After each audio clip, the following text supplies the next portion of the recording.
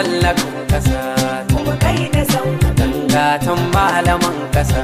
kuma kai da sau kana nan a wurin ka mai gidana kuma kai da sau kana nan da kalar ka mai gidana kuma kai da sau kana nan da kudin ka mai gidana kuma kai da sau akwai ilimi gun ka mai gidana kuma kai da sau ga kyauta gun ka mai gidana kuma kai da sau akwai haƙuri ga ka mai gidana kuma kai da sau ka zama juji uban gidana kuma kai da sau a sun bi ka kabe su mai gidana kuma kai da sau a sun saka kasan su mai gidana kuma kai da sau sun ɗau darasi uban gida